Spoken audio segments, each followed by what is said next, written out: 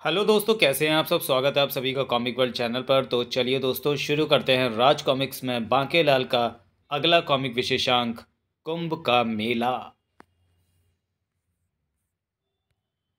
संजय गुप्ता पेश करते हैं कुंभ का मेला। विशालगढ़ में एक बहुत प्राचीन मंदिर है, कुंभ का मंदिर। प्रत्येक 10 बरस पश्चात वहां लगता है कुंभ का मेला। इस मेले की विशेषता है कुंभक नामक वो स्थल जहां कुंभ देवता के भक्त कुंभ लेकर आते हैं। मेरे खेत से एक घड़ा सोने के अशर्फियों का निकालना कुंभ देवता। ही ही ही। जय हो कुंभ देवता की जय हो। कुंभ में एक प्राचीन प्रथा है कुंभ लात की। हे कुंभ, मुझे मेरे शत्रु का हाल बता।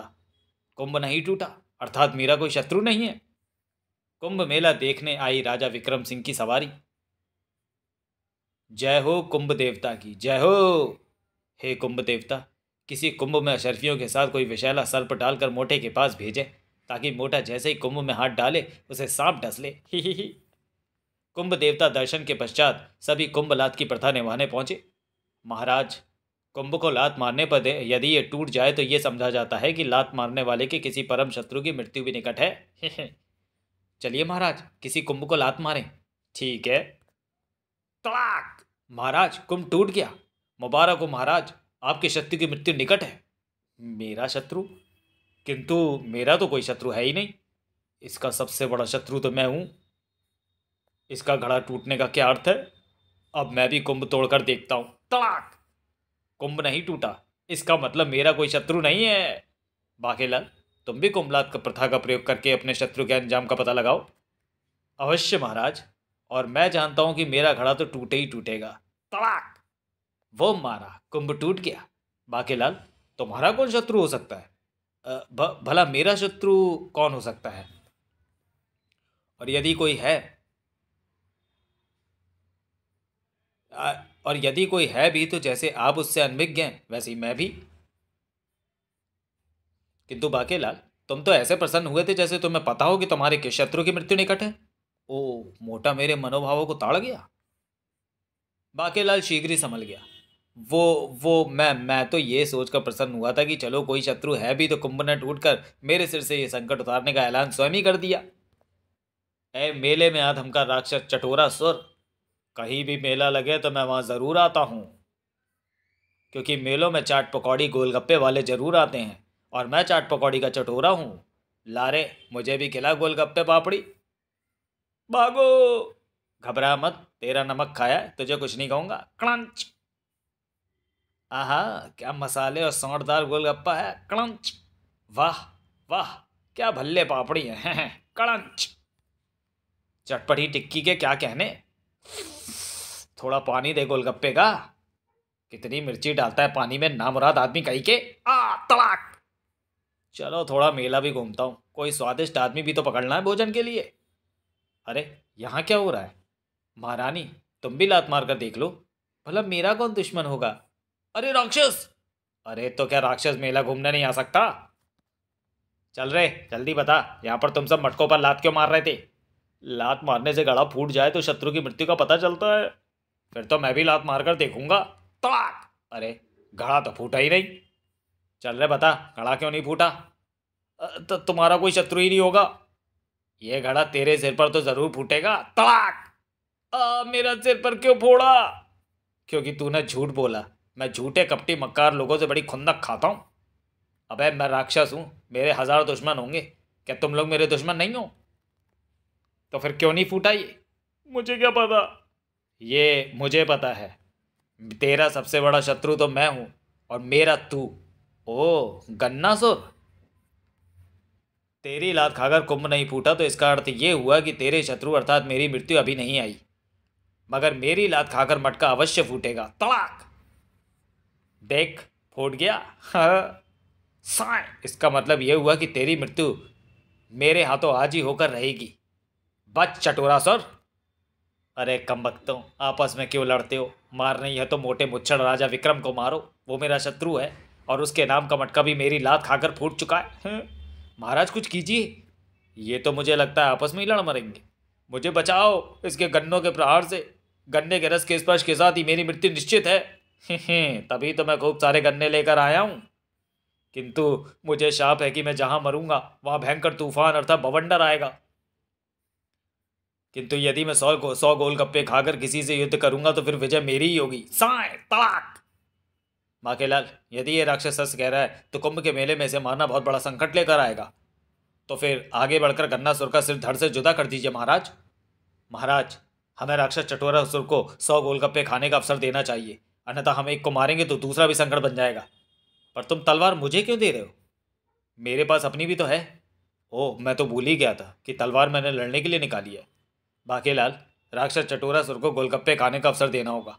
हम राक्षस गन्नासुर को रोकते हैं, तब तक तुम चटोरासुर को 100 गोलगप्पे खिलाओ। ठीक है महाराज। गन्नासुर दुष्ट, तेरी मृत्यु तुझे यहाँ खींच लाई है। भैया चटोरासुर, जल्दी आओ, गोलगप्पे तैयार हैं। मैं आ रहा हूँ। लाओ जल्दी पत्ता दो और मुझे 100 गोलगप्पे खिलाने शुरू करो। बाकेलाल चटोरासुर को जल्दी जल्दी गोलगप्पे खिलाने लगा। तुम बस गपागप खाए जाओ, गिनने का काम मुझ पर छोड़ दो। 1 कड़च, 2। गन्नासुर की राह रोक ली थी विक्रम सिंह और सेनापति ने।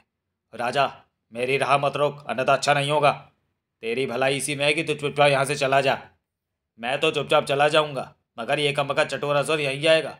ये यहाँ कुंभ के मेले से एक आदमी को भोजन के रूप में लेकर जाएगा। तड़ाक। पता नहीं तुम में से किसे ले जाए। हम ना तुझे जाने देंगे ना उसे। मेरे रहते राक्षस विशालगढ़ की भूमि से जीवित बचकर नहीं जा सकते। 10, 12, 13 सौंठ डालूं या ऐसे खिलाता रहूं? क्रंच। आलू छोले तो डाल कम से कम। क्रंच। वो तो मैं डाल ही रहा हूं। पानी में मिर्च ज़्यादा तो नहीं है? 18, 19। पानी में मिर्ची तो ज़्यादा है, पर गोलगप्पों का मज़ा तो मिर्ची के साथ ही आता है। इसे बातों में लगाकर गोलगप्पों की गिनती में गड़बड़ कर ही दी मैंने। क्रंच। थोड़ी गति बढ़ा गोलगप्पे खिलाने की। मुझे उम्मीद नहीं है कि वो दोनों गन्नासुर को अधिक समय तक रोक पाएंगे। क्रैक। अरे, तुम तो मेरे सारे गन्ने एक एक करके काटते चले जा रहे हो। यह आखिरी गन्ना भी तुमने काट डाला। ही। पर तुम तो हंस रहे हो। हाँ, क्योंकि शत्रु के हाथों सारे गन्ने कटते ही मेरी शक्ति और बढ़ जाती है। देखो, मेरी पीठ पर और गन्ने आ गए, और अब इन गन्नों को तुम्हारी तलवार नहीं काट पाएगी। काट। त्रिशूल की शक्ल का गन्ना जिससे टकराकर मेरी तलवार टूट गई। बाकीलाल, कितने गोलगप्पे रह गए? बस 5 और रह गए। फिर ठीक है, तब तक मैं इसको रोक सकता हूँ। कड़ाक। क्रंच। और ये खाया मैंने आखिरी गोलगप्पा। अब मैं इस गन्नासुर को पत्ता फेंक कर भी मार सकता हूँ। थपाक। राक्षस गन्नासुर धम्म से नीचे गिर पड़ा। मेरी मृत्यु गोलगप्पे के झूठे पत्ते की चोट से ही होनी थी। अरे, किंतु मैं तो अभी तक जीवित हूँ। यह मरा क्यों नहीं? क्योंकि मैंने तुझे 100 गोलगप्पे पूरे नहीं खिलाए। मैं तो भूल ही गया था कि जब मैंने लात मारी थी तो मेरा मटका फूट गया था। मतलब मृत्यु तो मेरे शत्रु की होनी है। आ धोखा। बाकेलाल, तूने मुझे पूरे 100 गोलगप्पे नहीं खिलाए, अन्यथा इसका गन्ना मुझे लगता ही नहीं। धोखेबाज, हड़प्पा दिखी होगा। अब मेरी मृत्यु के पश्चात यहाँ पर भयंकर तूफान आएगा। अपनी जान की खैर मनाओ। चटोरासुर की मृत्यु के साथ ही आया भयानक तूफान। Vroom, crack. ये तो बहुत भयंकर तूफान है। उस वृक्ष को कसकर पकड़ लो। व्रूम। अरे, वृक्ष तो उखड़ गया। क्रैक। मेरे विचार में तो महाराज को पकड़ लो। महाराज को ये तूफान हिला भी नहीं पाएगा। किंतु तूफान इतना शक्तिशाली था कि उसने सबको उड़ा डाला। यह तो सबको उड़ा ही लिया जा रहा है। हड़प्पा की होगा। फिर जब तूफान रुका, सही समय पर यह कोटर मिल गई, वरना हम तूफान में उड़ जाते। महारानी जी, बाहर आ जाइए, तूफान खत्म हो गया। महाराज और बाकेलाल कहीं दिखाई नहीं पड़ रहे सेनापति। मैं भी उन्हें ही खोज रहा हूँ। वह राक्षस भी कहीं दिखाई नहीं पड़ रहा। कहीं राक्षस ही तो नहीं ले गया दोनों को? नहीं, ऐसा मत कहो सेनापति। ऐसा कहो कि तूफान ही सबको उड़ाकर ले गया। वे जहाँ भी हो ठीक ठाक हों। कुंभ देवता के मंदिर को आँच भी नहीं आई। हे कुंभ देवता, मेरे पति व बाकेलाल की रक्षा करना। ये तो शुक्र हुआ कि राक्षसों को देखकर मेले से लोग पहले ही भाग गए थे, अन्यथा बहुत लोग मारे जाते। अरे महारानी जी, महाराज मिल गए। वो रहे, तरबूज खा रहे हैं। महाराज, महाराज आप ठीक तो है ना? महाराज, बाकेलाल कहाँ है? वो तो कहीं भी दिखाई नहीं पड़ रहा। महाराज कैसे बताएंगे, उनके मुंह में तो तरबूज भरा है। और घबराओ नहीं, जिस प्रकार महाराज मिल गए वैसे ही बाकेलाल भी मिल जाएगा। आओ उसे खोजते हैं। लो, मिल गया बाकेलाल। वो रहा, प्याऊ से जल ग्रहण कर रहा है। बाकेलाल, तुम ठीक तो हो ना? हम तो घबरा ही गए थे। घबराने वाली क्या बात है? घबराएगा तो मोटा मुच्छड़ राजा विक्रम सिंह, जिसकी मृत्यु मेरे हाथों होनी तय है। गढ़। आज विक्रम सिंह का व्यवहार भी कुछ परिवर्तित परिवर्तित सा था। बाकेलाल, तेरी पोल खुल चुकी है। अब तू नहीं बचेगा मेरे हाथों से। कैसी पोल खुल चुकी थी बाकेलाल की। मेरे विचार में हमें महल लौटना चाहिए।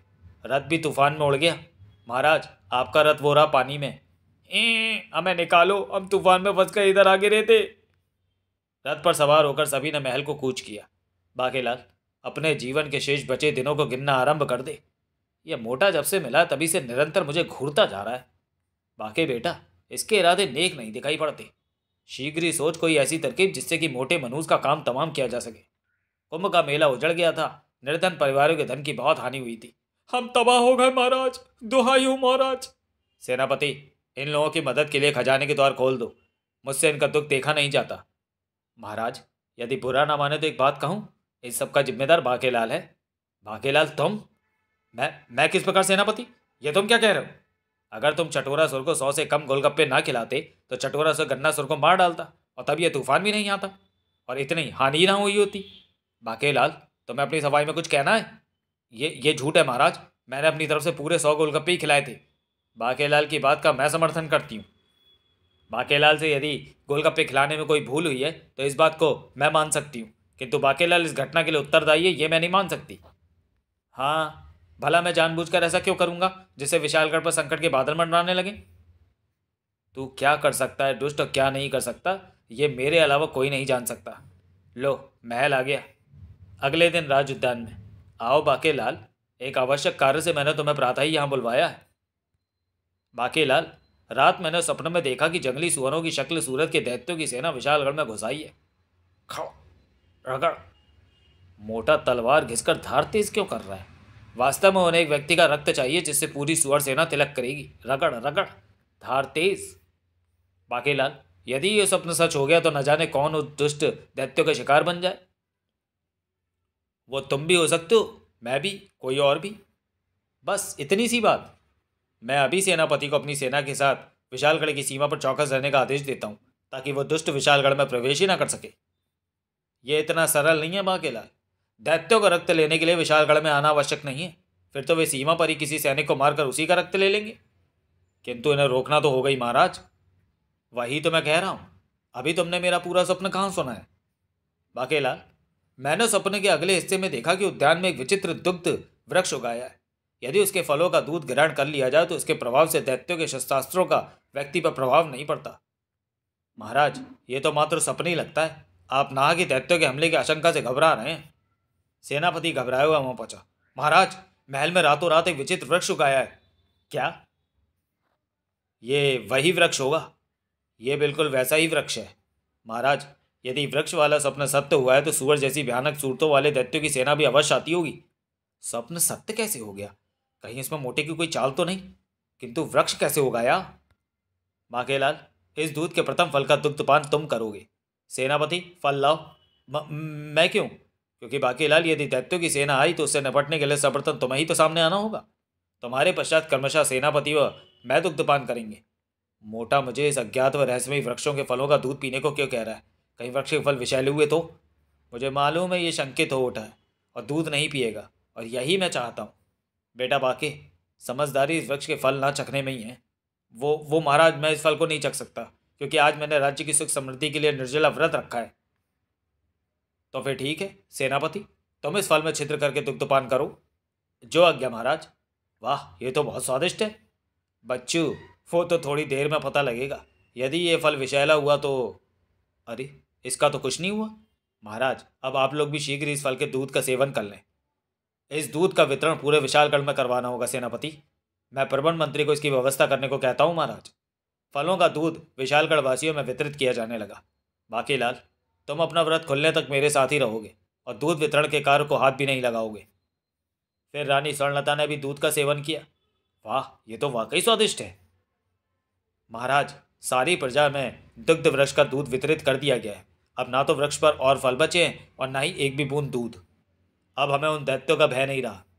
बेटा बाकी, अगर इसका स्वप्न सच हो गया तो दैत्यों का सबसे अधिक खतरा अब तुझे हो गया है, क्योंकि पूरे विशालगढ़ में केवल तू ही ऐसा इकलौता मानव बचा है जिसने दुग्ध वृक्ष का दूध नहीं चखा। महाराज, सुअरमुखी दैत्यों की सेना आधमकी है। क्या?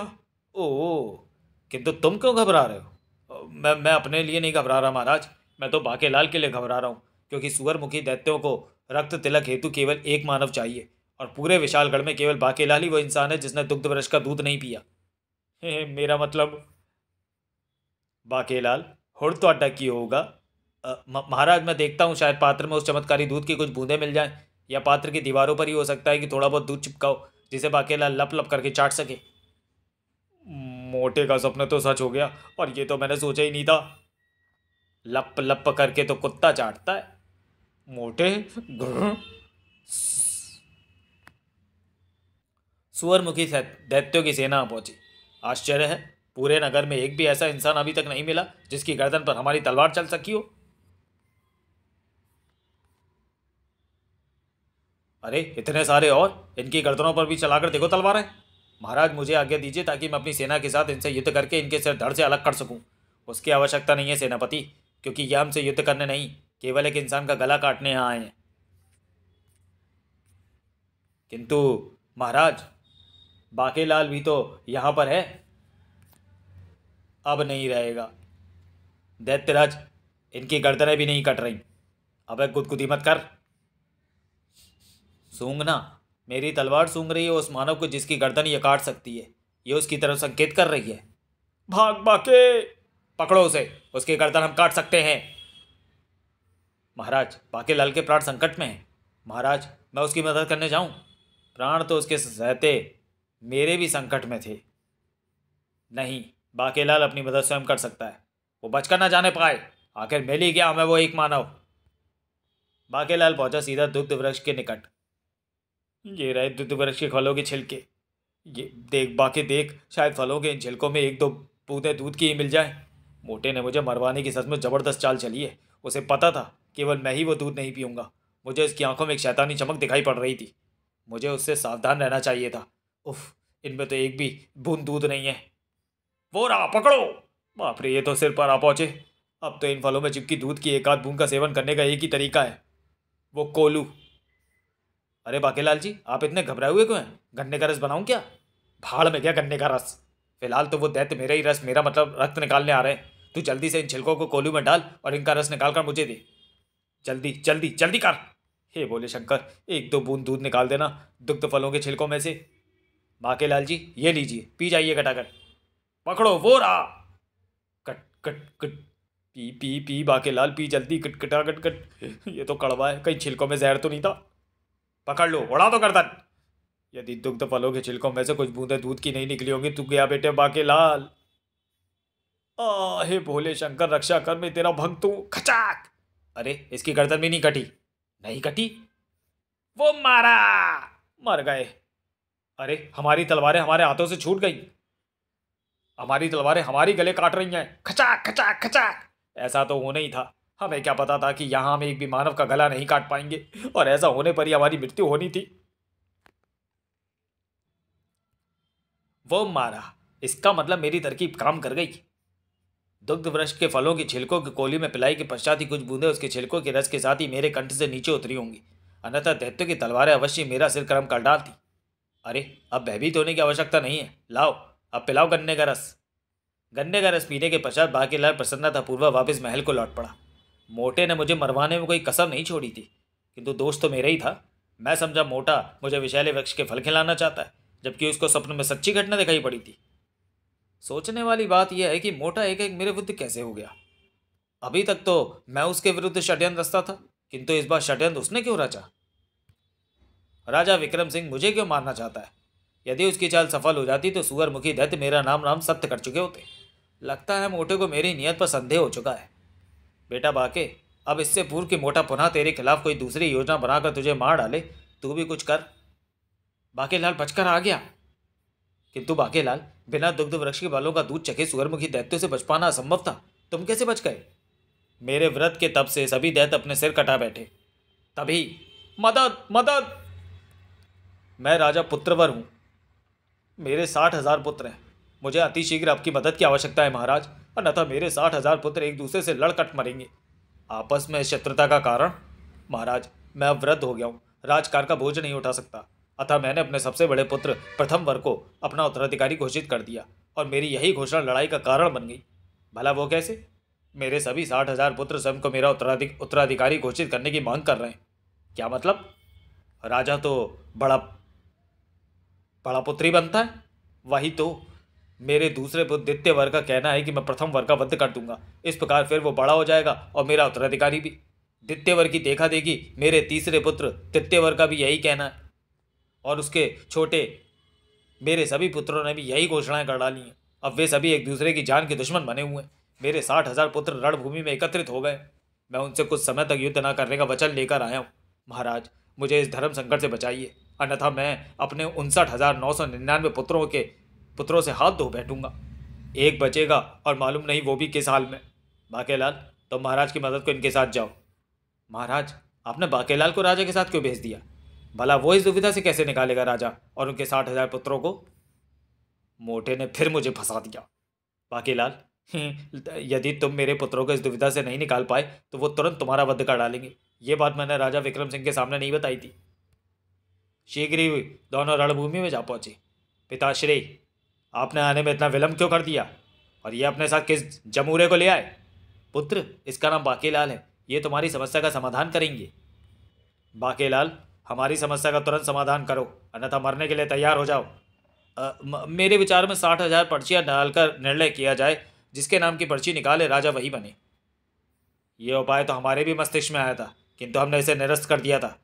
कोई नई बात बताओ, वरना बनने के लिए तैयार हो जाओ। तो फिर मध्यपुत्र को राजा बना दो। मध्यपुत्र तो हम में से कोई भी नहीं है, क्योंकि हम 60,000 है।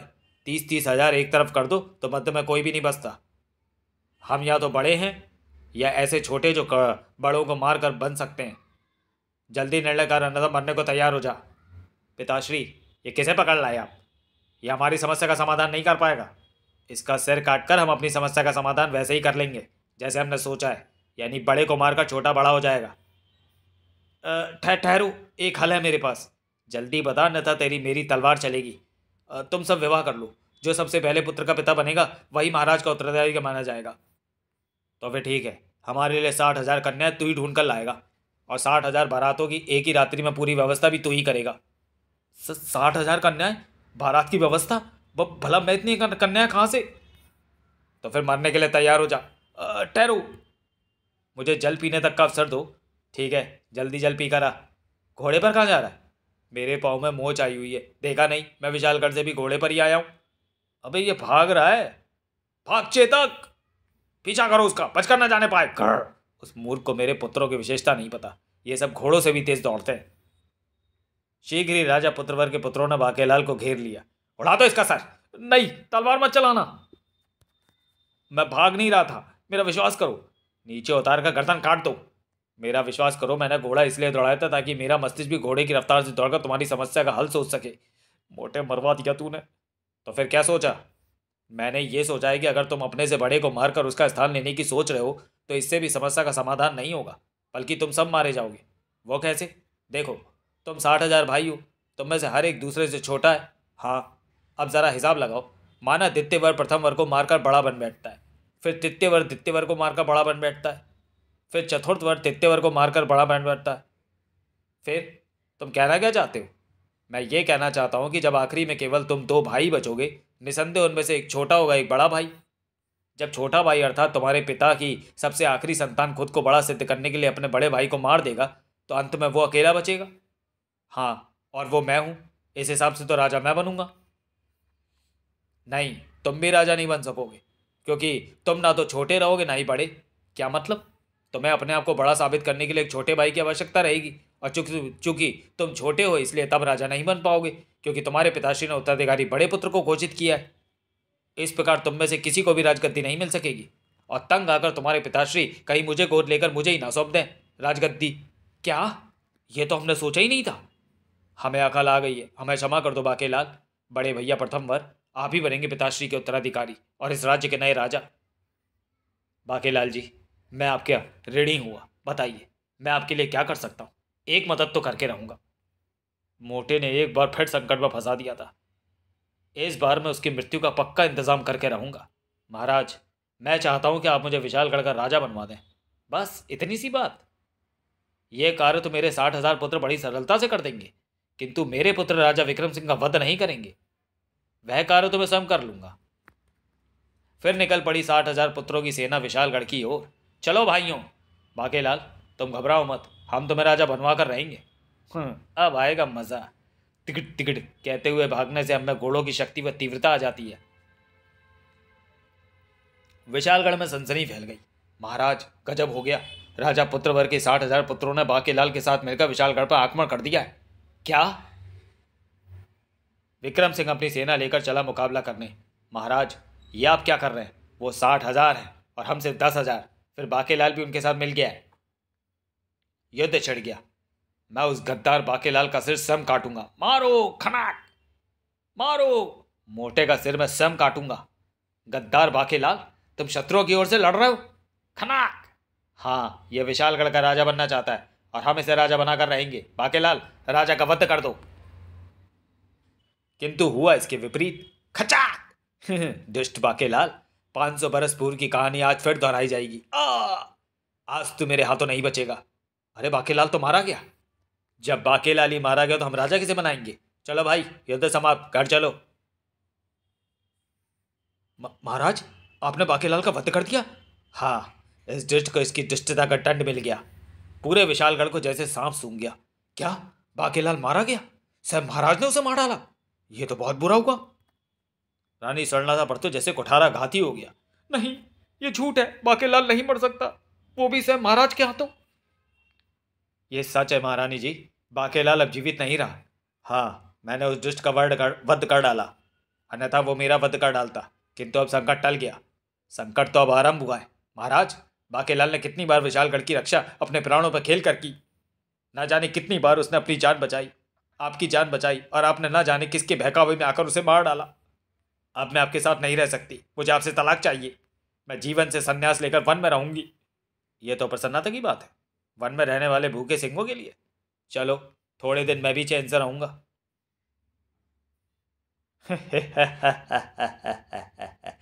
महारानी को जीवन से संन्यास लेकर कहीं जाने की आवश्यकता नहीं है। अरे ये तो गन्नासुर है। किंतु इस समय मैं खड़गासुर हूं, क्योंकि मेरे हाथ में है तेज धार खड़ग, जिससे मैं उड़ा दूंगा तुम्हारे महाराज का सिर। खचाक।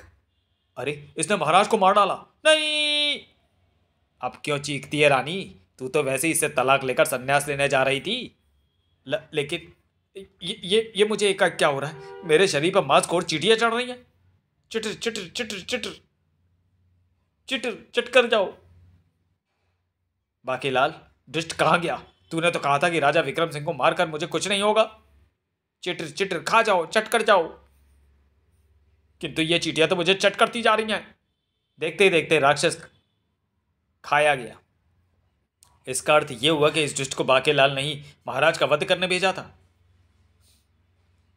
तभी, ओह, मुझे पहुंचने में देर हो गई। इस दुष्ट ने महाराज को मार ही डाला। बाकेलाल, बाकेलाल, वो मारा। कुंभ का टूटना शुभ साबित हुआ। आखिर मेरा शत्रु मोटा मारा ही गया। अब मैं बनूंगा विशालगढ़ का राजा। किंतु तुम्हारा वध तो रणभूमि में सब महाराज ने किया था, तुम जीवित कैसे हो गए? मेरा वध? बेटा बाकेलाल, ये सेनापति क्या बक रहा है? मेरा वध मोटे ने कब किया? हाँ बाकेलाल, सारा विशालगढ़ शोक संतप्त है, परंतु मैं तो कुंभ के मेले में तूफान में उड़ गया था और सीधे वहीं से चला आ रहा हूँ। गन्नासुर को मैंने ही मोटे का वध करने के लिए भेजा था। ये क्या चक्कर है बेटा बाकेलाल? और बाकेलाल, राक्षस गन्नासुर तो कह रहा था कि तुमने ही गन्नासुर को महाराज को मारने का आदेश दिया था। क्या? मैं और गन्नासुर तूफान में उड़कर घोंसलों की घाटी में जा गिरे थे। फिर जब मुझे होश आया तो ओह, शुक्र है मैं घोंसले में आकर गिरा। अरे बाप रे, ये तो राक्षस भी उड़कर यहीं आ गिरा। बाकेलाल, तू नहीं खिलाए थे मेरे शत्रु चटोरासुर को गोलगप्पे? अब तू मरेगा मेरे हाथों। ठहरो, मुझे मारकर तुम्हें कोई लाभ नहीं होगा। यदि तुम राजा विक्रम सिंह को मार दो तो मैं विशालगढ़ का राजा बन जाऊंगा। फिर मैं तुम्हें प्रत्येक दिन एक मानव खाने को दूंगा। एक मानव रोज? लेकिन विशालगढ़ पहुंचने पर सैनिक मुझे मार देंगे, तुम्हें कुछ नहीं होगा। तो फिर ठीक है, मैं चला राजा को मारने। फूम मारा। इस बार झटका खाने की बारी बाकेलाल की थी।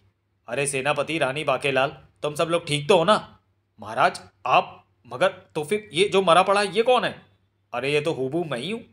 मगर मैं तो कुंभ के मेले में उड़ गया था और जा पहुंचा था मुमू आदिवासियों की बस्ती के उस सबसे ऊंचे वृक्ष पर। अरे कोई मुझे नीचे उतारो। उसे उतारना होगा, लेकिन भला मुझे उतारना सरल कहाँ था? यदि पेड़ काट दिया तो जब पेड़ गिरेगा तो ये भी ऊंचाई से नीचे गिरेगा और मर जाएगा। फिर पेड़ के चारों ओर रेत के ढेर लगाए गए और उस शाखा को काट दिया गया जिस पर मैं लटका था। कड़ाक! मैं नीचे रेत के ढेर पर गिरा और बच गया। धम! किंतु इस सब इंतजाम में बहुत समय लग गया। मैं सीधे वहीं से आ रहा हूं। तभी उठाओ, वो रही विक्रम सिंह की देह। कमबख्त 500 बरस प्राचीन पाताल की संरक्षित काया है जो अमृत कुंड में स्नान करके ताजी होकर यहाँ आ गई थी। ऐसी ही एक काया का वध भी कर डाला इसने। हाँ, वो बाकेलाल था। प्रत्येक 500 बरस में समय स्वयं को दोहराता है, अर्थात प्रत्येक 500 बरस में मानव का पुनर्जन्म होता है। और यदि पुनर्जन्म में उन व्यक्तियों की कायाओं को संरक्षित किया गया हो तो उन्हें भी अपनी अतृप्त इच्छाओं को पूर्ण करने का अवसर मिलता है। तुम सब लोग भाग्यशाली हो जो ये यहाँ आकर राक्षस द्वारा मार डाला गया, क्योंकि ऐसी संरक्षित कायाओं को या तो ऐसी कायाएं मार सकती हैं या फिर कोई राक्षस। यदि ये यहाँ कुछ दिन भी और रुक जाता तो पूरे विशालगढ़ को कायाओं का नगर बना देता, जहाँ सभी संरक्षित शव होते हैं।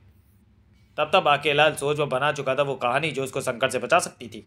और जैसे ही मुझे भगवान शंकर ने भविष्यवाणी करके ये रहस्य बताए, मैंने महाराज को मारने की योजना बना डाली। अगर मैं ऐसा ना करता तो जाने क्या हो जाता। मैं जानती थी बाकेलाल विशालगढ़ को बुरा किसी भी हाल में नहीं सो सकता।